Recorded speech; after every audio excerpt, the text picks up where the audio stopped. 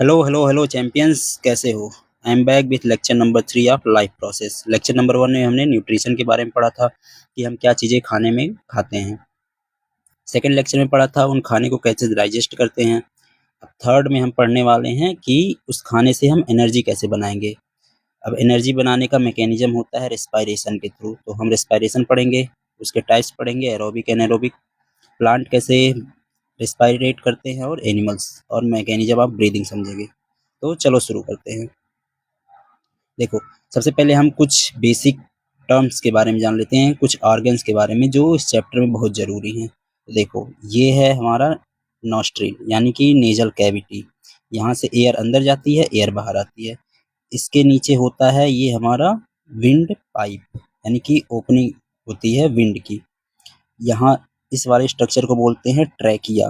ठीक, ट्रैकिया दो ब्रांच में बाइफरकेट हो गई, यानी कि दो हिस्सों में टूट गई, इसे बोलते हैं ब्रोंकाई। ब्रोंकाई फिर आपस में टूट जाते हैं, जिसे बोलते हैं ब्रोंक्यूल्स। फिर ऐसे प्राइमरी ब्रोंक्यूल, सेकेंडरी ब्रोंक्यूल्स, और लास्ट में जाके देखो ये ट्रैकिया, ब्रोंकाई, फिर ब्रोंक्यूल्स। ठीक है, और लास्ट में जाके ये जो ग्रेप्स जैसी स्ट्रक्चर्स दिख रही हैं इसे बोलते हैं एल्वियोलाई। ठीक है, देखो एक एल्वियोलाई को यहाँ लार्ज करके दिखाया गया है, ये है एल्वियोलाई। ठीक है, सैक लाइक स्ट्रक्चर है जहाँ पे एक्सचेंज ऑफ गैसेज होता है किसके बीच में। देखो ये है इसके अराउंड ब्लड कैपिलरी, बहुत रिच होता है ब्लड कैपिलरी, यानी कि बहुत सारे ब्लड के वेसल्स यहाँ पे होते हैं, खून की नलियाँ। ठीक है, यहाँ पे ये क्या करता है, कार्बन डाइऑक्साइड को लंग्स में डाल देता है जिससे ये बाहर निकाल देते हैं, और अब जो ऑक्सीजन आया हुआ है उसको ये टिश्यू तक लेके चला जाता है ब्लड के थ्रू। ठीक है, तो यही समझेंगे हम क्या है रेस्पिरेशन। तो देखो रेस्पिरेशन क्या है, ये एक फिजियोकेमिकल प्रोसेस है। फिजियोकेमिकल प्रोसेस क्यों, अभी देखेंगे आगे। तो respiration is a physiochemical process in which living organism make energy, energy को बोलेंगे एटीपी। ठीक, by break down of food, यानी कि जो हमने खाना खाया है उसको तोड़ के एनर्जी बनाना, यही कहलाता है रेस्पिरेशन। तो क्या क्या स्टेज है रेस्पिरेशन के, देखो कोई इंसान है तो सबसे पहले क्या करेगा, यहाँ पे क्या होता है, सांस लेगा सांस छोड़ेगा, जिसे बोलते हैं ब्रीदिंग। पहला स्टेज हो गया ब्रीदिंग। सेकंड क्या होता है, अब देखो ऑक्सीजन अंदर आ गई है, ये इसके चारों तरफ है ब्लड कैपिलरी, तो ऑक्सीजन यहाँ चली जाएगी, फिर बाद में ऑक्सीजन पहुँच जाएगा टिश्यू तक, ये हमारा टिश्यू। टिश्यू के पास पहले से खाना मौजूद है, यानी कि ग्लूकोज, यही तो हमने बनाया था लास्ट क्लास में डाइजेस्ट करके। देखो अब ये ऑक्सीजन आया, इस ग्लूकोज के साथ ऑक्सीजन जो है रिएक्शन करके बना लेता है कार्बन डाइऑक्साइड और एनर्जी। तो ये कार्बन डाइऑक्साइड हमारे बॉडी के अंदर वेस्टेज होता है, यानी कि वेस्ट मटेरियल है, इसको बाहर करना बहुत जरूरी है। तो इसको वापस से उस ब्लड स्ट्रीम में डाल देते हैं, जो इसको वापस से पहुंचा देता है कहाँ पे, एल्वियोलाई के पास। एल्वियोलाई के थ्रू ये कार्बन डाइऑक्साइड बाहर। तो क्या क्या हुआ, पहला स्टेप ब्रीदिंग, एक्सचेंज हुआ गैसेस का कहाँ पे, एल्वियोलाई के बीच में। फिर क्या हुआ, ट्रांसपोर्ट ऑफ गैसेस। ठीक, उसके बाद से क्या हुआ, exchange of gases between blood capillary and tissue. ये देखो ये पहला process, second process, third process, fourth process. ये एक फिजिकल प्रोसेस होता है, क्योंकि इसमें कोई रिएक्शन नहीं हो रहा है, बस हम चीज़ों को एक जगह से दूसरे जगह ले जा रहे हैं, जिसमें हमारे मसल्स इन्वॉल्व हैं। ठीक है, हमारी मसल्स मतलब बहुत कैपिलरी वगैरह काम कर रहे हैं, जिसे बोलते हैं फिजिकल प्रोसेस। अब एक होता है ये लास्ट वाला स्टेप, फिफ्थ स्टेप, जिसे बोलते हैं सेलुलर रेस्पिरेशन। तो सेलुलर रेस्पिरेशन जो हर ऑर्गेनिज्म में सेम होता है। ठीक है, बाकी ये सब वेरी कर सकते हैं, लेकिन ये वाला प्रोसेस जो है हर ऑर्गेनिज्म में सेम होगा, सभी इसी टाइप से एनर्जी बनाते हैं। ग्लूकोज लेंगे, उसका ऑक्सीडेशन करेंगे, ऑक्सीडेशन करके CO2 और एनर्जी बनाएंगे, तो इसे बोलते हैं सेलुलर रेस्पिरेशन, और ये केमिकल प्रोसेस है। इसीलिए इन दोनों को मिला के रेस्पिरेशन क्या बोलते हैं, एक फिजियोकेमिकल प्रोसेस है। ठीक, अब देखो जो भी ग्लूकोज था उसको हमने क्या कर दिया, लास्ट में तोड़ देते हैं सबसे पहले उसको दो हिस्सों में, जिसे बोलते हैं पायरुवेट, यानी कि ग्लूकोज को हम तोड़ते हैं सबसे पहले पायरुवेट में। ग्लूकोज 6 कार्बन का होता है, पायरुवेट 3 कार्बन का होता है, तो 6 कार्बन है तो इसमें 3 3 कार्बन के 2 पायरुवेट बन जाते हैं। इस प्रोसेस को बोलते हैं ग्लाइकोलिसिस। तो ग्लाइकोलिसिस क्या है, break down of glucose into pyruvate, इसे क्या बोलेंगे, ग्लाइकोलिसिस। ये यूनिवर्सल पाथवे होता है। यूनिवर्सल पाथवे कहने का मतलब सारे ऑर्गेनिज्म में सेम होता है, चाहे प्लांट हो बैक्टीरिया हो, सब में पाया जाता है ग्लाइकोलिसिस। और कहाँ पे होता है, साइटोप्लाज्म में, सेल के साइटोप्लाज्म में पाया जाता है। सेल के बारे में जानते होंगे, उसके जो लिक्विड पार्ट होता है उसे साइटोप्लाज्म बोलते हैं। तो ग्लाइकोलाइसिस कहाँ होता है? साइटोप्लाज्म में।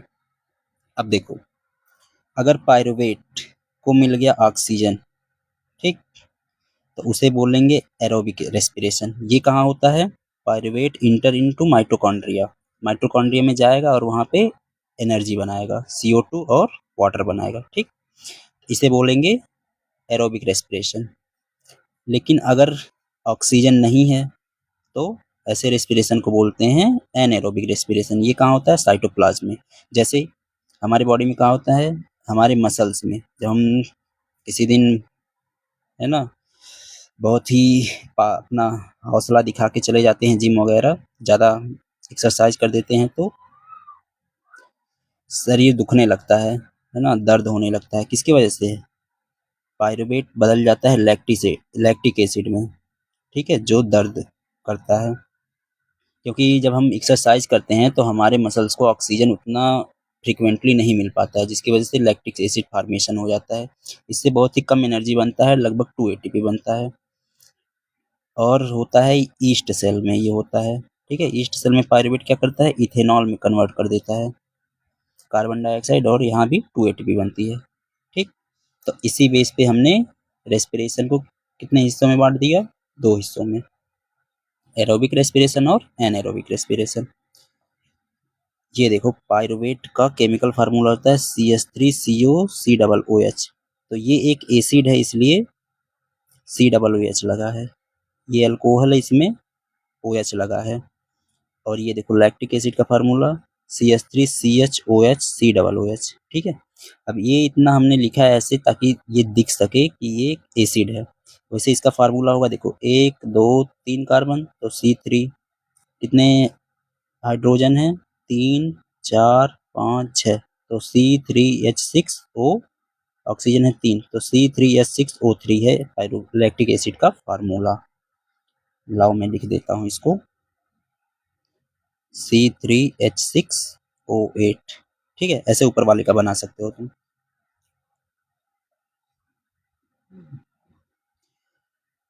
अब देखो, समझते हैं आगे। अब एटीपी बार बार आएगा, तो सबसे पहले यही समझ लेते हैं एटीपी क्या है। एटीपी का फुल फॉर्म होता है एडिनोसिन ट्राईफॉस्फेट, ठीक है। अब 1 मोल एटीपी में हमें मिलता है 30.5 किलो जूल एनर्जी। कैसे बनता है? Form by breakdown of food, जो खाना खाते हैं उसी से एनर्जी बनता है। एनर्जी मतलब वही एटीपी। किसके लिए यूज होता है? Use as fuel for activity of cell, इसीलिए इसे हम कहते हैं एनर्जी करेंसी। तो हमारी बॉडी का एनर्जी करेंसी क्या है? एटीपी। क्योंकि ये बॉडी के जितने भी एक्टिविटीज़ हैं, लाइक प्रोटीन सिंथेसिस, ग्रोथ, ये सारे एटीपी की ही मदद से होते हैं। अब देखो, एटीपी 3 टाइप का तुम समझ सकते हो। अगर एक होता है एएमपी, एएमपी मतलब एडिनोसिन मोनोफॉस्फेट, मोनो मतलब सिंगल, अगर फास्फेट केवल एक है तो उसे बोलेंगे एडिनोसिन मोनोफॉस्फेट।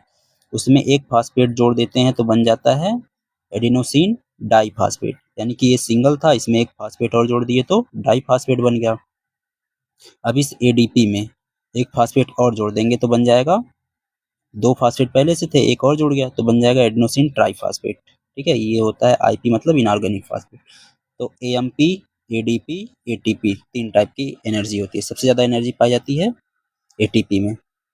अब टाइप ऑफ रेस्पिरेशन, तो तुम समझ ही गए होगे टाइप ऑफ रेस्पिरेशन कितना होता है, ऑक्सीजन है कि नहीं है, उसी हिसाब से बांट देते हैं। तो एरोबिक रेस्पिरेशन और एनएरोबिक रेस्पिरेशन 2 टाइप के होते हैं। और यहाँ डिफरेंस समझ लेते हैं एरोबिक और एनएरोबिक के बीच में। तो एरोबिक मतलब रिक्वायरमेंट होगी किसकी? ऑक्सीजन की, और इसमें कोई ऑक्सीजन नहीं चाहिए।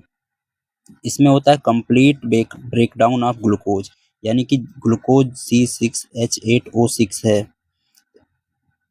सॉरी C6H12O6, ठीक। इसमें सारे कार्बन को कार्बन डाइऑक्साइड बना दिया जाता है, इसे बोलते हैं कंप्लीट ब्रेकडाउन। और एनएरोबिक रेस्पिरेशन में ऐसा नहीं होता है, पार्शियल ऑक्सीडेशन होता है उसका। इसके लिए मोर एनर्जी फॉर्म होती है। अभी देखो ना, 38 एटीपी फॉर्म होती है, देखो यहाँ पे एरोबिक रेस्पिरेशन से 38 एटीपी बनती है। इसमें लेस एटीपी बनती है, यानी कि 2 एटीपी केवल फॉर्म होता है। ये प्रोड्यूस क्या करता है, CO2 और वाटर।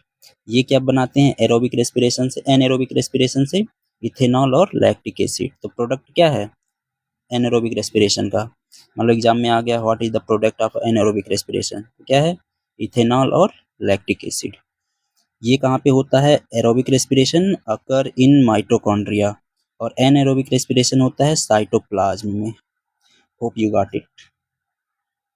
अब देखते हैं रेस्पिरेशन इन प्लांट, यानी कि प्लांट कैसे रेस्पायर करते हैं। तो सबसे पहले प्लांट के पास तो कोई स्पेशल ऑर्गन नहीं होता है, वो एक जगह खड़े रहते हैं, उन्हें चलना फिरना नहीं होता है, पढ़ना नहीं होता है ना, स्कूल नहीं जाना होता है, कोई टेंशन ही नहीं उनकी लाइफ में।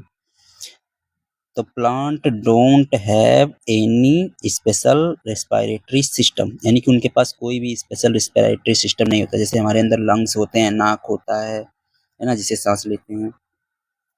बिकॉज अब देखो इनके पास रेस्पिरेटरी सिस्टम क्यों नहीं होता है, क्योंकि like animal plant do no need too much energy, क्योंकि एनिमल की तरह उनको ज़्यादा एनर्जी नहीं चाहिए, है ना, कि उन्हें घूमने जाना है कहीं। Each part of plant can make its own energy. तो प्लांट के जितने भी पार्ट हैं, ग्रीन पार्ट जो भी, वो अपना एनर्जी खुद बना लेते हैं, ठीक है। तो सब जितने पार्ट है अपना केयर खुद करते हैं, तो इसलिए इनको लेस एनर्जी चाहिए। और maximum part of plant is dead, plant का मैक्सिमम पार्ट डेड ही होता है। बाहर से देखो इतना मोटा पेड़ है, तो बीच में थोड़ा सा जाइलम फ्लोएम वाला जो कंडक्टिंग टिश्यू सिस्टम है वही उसका लिविंग होता है, बाकी बाहर का हिस्सा डेड होता है, ठीक है। तो इसलिए हमें ज़्यादा एनर्जी की ज़रूरत नहीं होती है प्लांट में।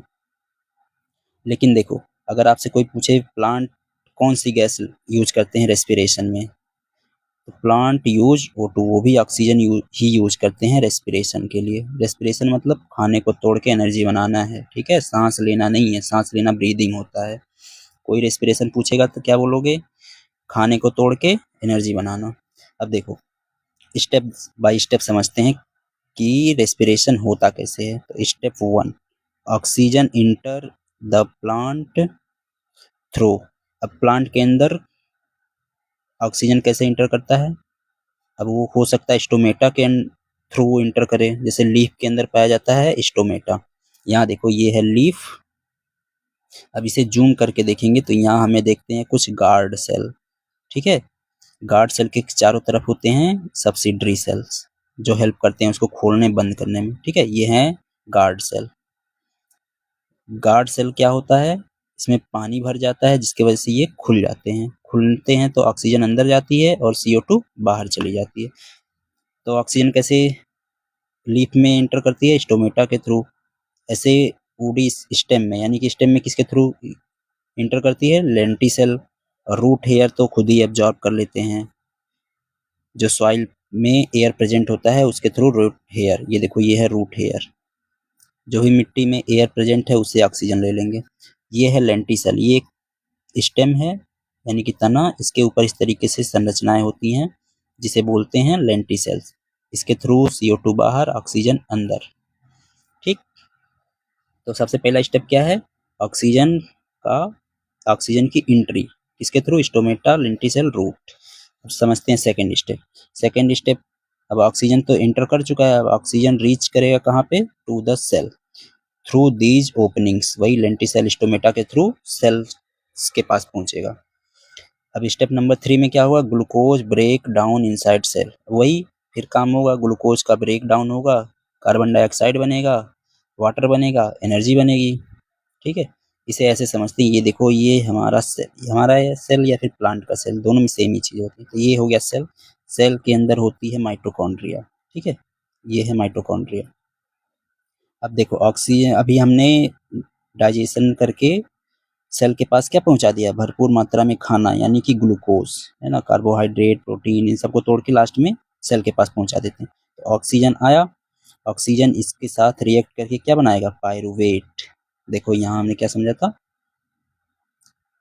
ग्लूकोज टूट के क्या बनाएगा, पायरुवेट, ठीक, जिसे बोलते हैं ग्लाइकोलिसिस। ये हो गया ग्लाइकोलिसिस, कहाँ हो रहा है, ये देखो इसे बोलते हैं साइटोप्लाज्म। तो ग्लाइकोलिसिस हो गया।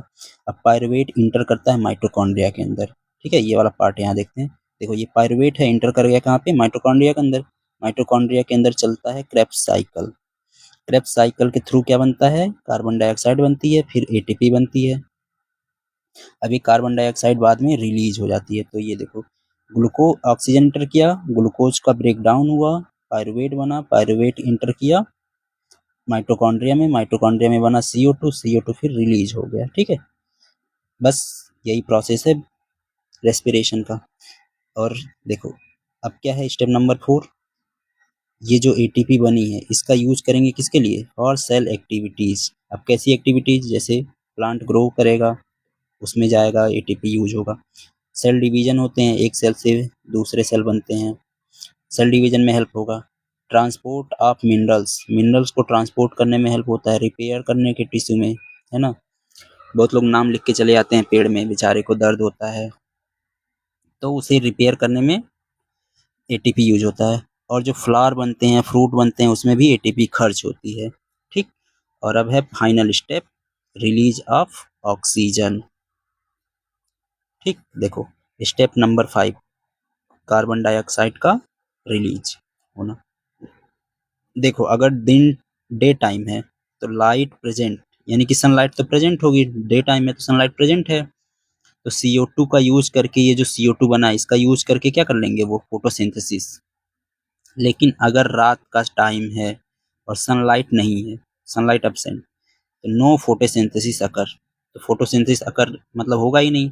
तो ये जो CO2 है इसका यूज तो प्लांट करेंगे नहीं, ये भी वेस्ट ऑर्गेन होता है, हो सके प्लांट को नुकसान पहुंचाइए। तो ये क्या कर देते हैं, इसको रिलीज कर देते हैं इन्वायरमेंट में।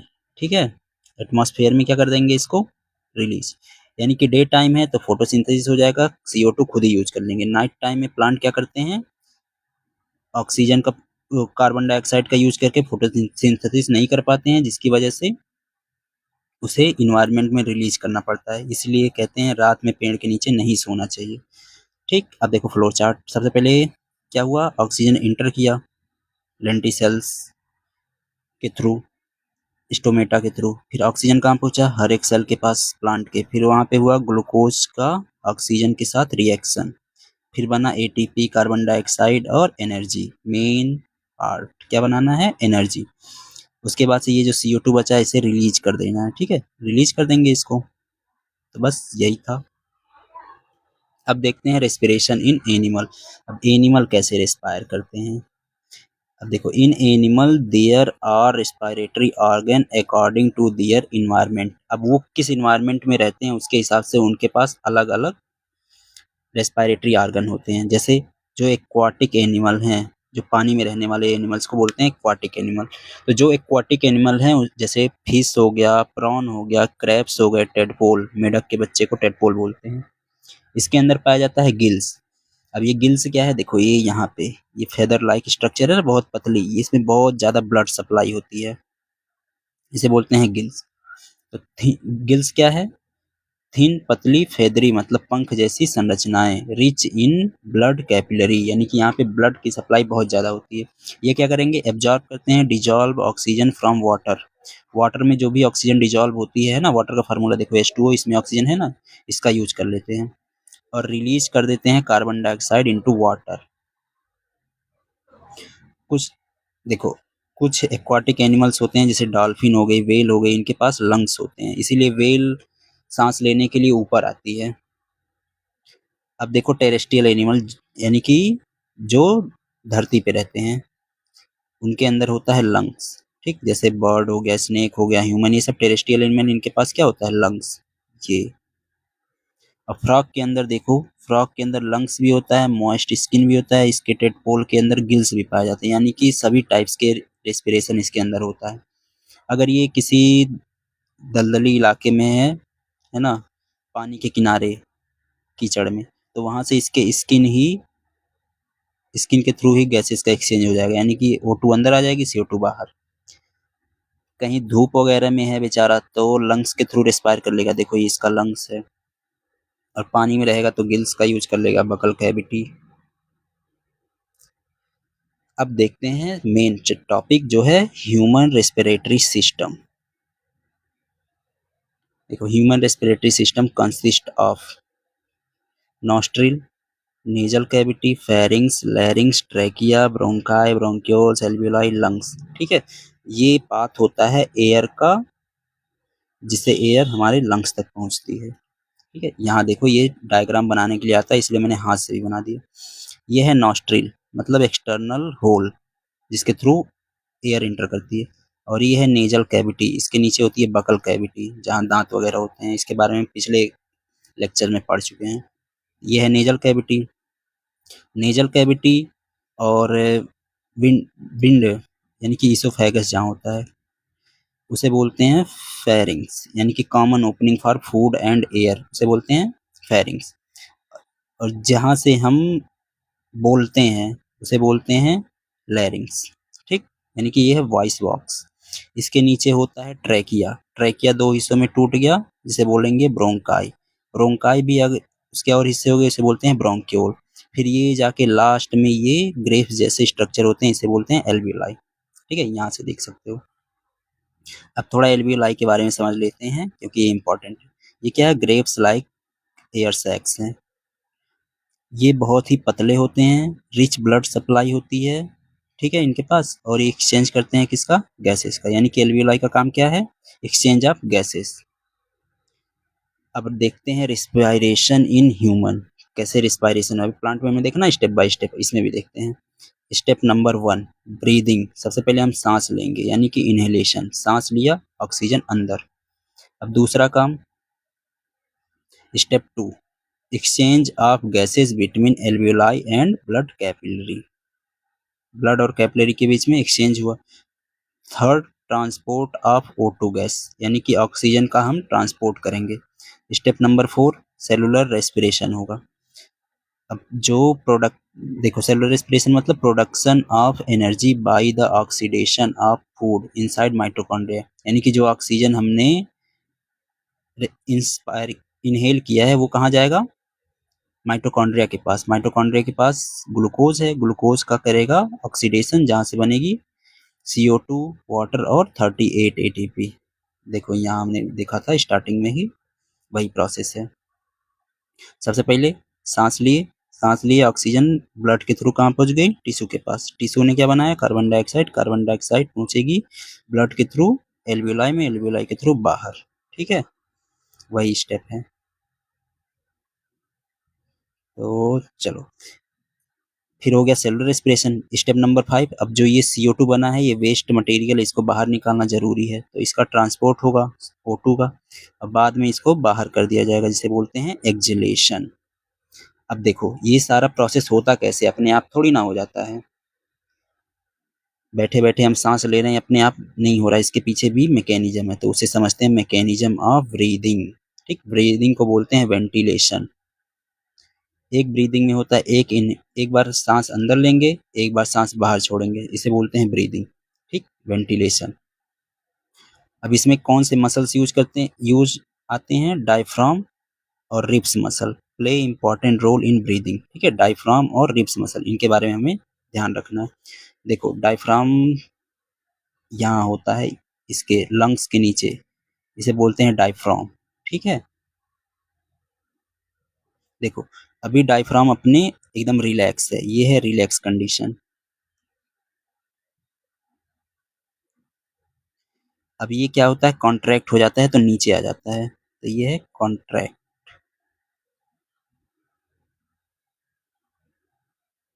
देखो अभी ये रिलैक्स कंडीशन में है, तो इसका वॉल्यूम कम है। अब ये जब रिलैक्स हो जाएगा तो लंग्स नीचे आएगा, तो इसकी वॉल्यूम ज़्यादा हो जाएगी। तो अब कॉन्सेप्ट समझो क्या है, air move from high partial pressure to low partial pressure, यानी कि जहाँ पे एयर का प्रेशर कम होगा और जहाँ प्रेशर, मान लो यहाँ प्रेशर ज़्यादा है, तो एयर कहाँ मूव कर जाएगी, हाई से लो की तरफ। यानी कि जहाँ हाई प्रेशर था वहाँ से लो की तरफ मूव कर जाएगी। और प्रेशर जो होता है इन्वर्सली प्रोपोर्शनल होता है वॉल्यूम के, यानी कि अगर वॉल्यूम ज़्यादा है तो वहाँ का प्रेशर कम होगा। ठीक, और प्रेशर अगर वॉल्यूम अगर ज़्यादा है तो प्रेशर कम, और वॉल्यूम कम तो प्रेशर ज़्यादा। ठीक, यही कॉन्सेप्ट है। अब देखो जब हम इनहेल करते हैं तो डायफ्राम क्या होता है, कॉन्ट्रैक्ट हो जाता है। कॉन्ट्रैक्ट होगा तो ये पल्मोनरी वैल्यूम को ये बढ़ा देगा, ये बढ़ाएगा तो उसके अंदर प्रेशर क्या हो जाएगा, कम हो जाएगा, यानी कि पल्मोनरी वैल्यूम इंक्रीज प्रेस और पल्मोनरी प्रेशर डिक्रीज हो जाएगा। तो एयर कहाँ से मूव करेगी, move from atmosphere to lungs. देखो एटमॉस्फेयर में प्रेशर क्या है, ज़्यादा, और जब हम इसकी वैल्यूम बढ़ा देंगे लंग्स की तो उसके अंदर प्रेशर कम हो जाएगा, कम, तो ज़्यादा से कम की तरफ एयर मूव कर जाएगी। इसे यहाँ से समझो, ये देखो ये है एटमॉस्फेयर, ये है हमारा लंग्स और ये है हमारे टिश्यू। एटमॉस्फेयर में पार्शियल प्रेशर ऑफ O2 बहुत ज़्यादा होता है 159 mmHg, और पार्शियल प्रेशर ऑफ CO2 होता है 0.3 mm ऑफ Hg। हमारे लंग्स के अंदर होता है पार्शियल प्रेशर ऑक्सीजन का 104 mm of Hg, and CO2 का पार्शियल प्रेशर होता है 44 mm Hg। और टिश्यू के पास में ऑक्सीजन की कमी होती है तो वहाँ 40 mm Hg होता है, और टिश्यू के पास ही तो कार्बन डाइऑक्साइड बन रहे हैं तो वहाँ उसका प्रेशर ज़्यादा होता है 45 mm ऑफ Hg। अब देखो पार्शियल प्रेशर किसका ज़्यादा है यहाँ पे, ऑक्सीजन का, और यहाँ पे एक कम है तो ज़्यादा से कम की तरफ मूव कर गया। फिर यहाँ से भी ज़्यादा से कम की तरफ मूव कर दें, यहाँ पे कार्बन डाइऑक्साइड का प्रेशर ज़्यादा है तो ज़्यादा से लो की तरफ मूव कर गया, ज़्यादा से लो की तरफ मूव कर गया, यानी कि कार्बन डाइऑक्साइड कहाँ पहुँचा, टिश्यू से लंग के पास, लंग से पहुँच गया एटमॉस्फेयर में रिलीज हो गया। बस यही कॉन्सेप्ट है। अब देखो इनहेलेशन में क्या होता है, डायफ्राम रिलीज रिलैक्स होता है, ठीक है, यानी कि ये देखो अभी ये अपना क्या है, डायफ्राम रिलैक्स है, जब नीचे आता है तो सांस अंदर लेते हैं, फिर जब ये रिलैक्स होता है तो सांस बाहर छोड़ते हैं। तो देखो जब ये रिलैक्स होगा तो पल्मोनरी वैल्यूम क्या होगा, डिक्रीज होगा, तो डिक्रीज होगा तो प्रेशर बढ़ जाएगा, यानी कि लंग्स के अंदर प्रेशर ज़्यादा हो गया, एटमॉस्फेयर में प्रेशर कम, तो हाई प्रेशर से लो प्रेशर की तरफ गैस मूव कर जाएगी, यानी कि gases move from lungs to atmosphere. यहाँ देखो अभी ये रिलैक्स है डायफ्राम, अभी ये जब नीचे आएगा तो इसकी वैल्यूम बढ़ेगी, इसकी वैल्यूम बढ़ेगी तो एयर इंटर करेगा, और जब रिलैक्स होगा तो इसकी वैल्यूम बढ़ेगी, प्रेशर कम होगा यहाँ का, बाहर का प्रेशर नहीं, वैल्यूम, हाँ, यहाँ का प्रेशर ज़्यादा हो जाएगा जब इसका वैल्यूम कम होगा तो बाहर रिलीज हो जाएगा एयर, ठीक।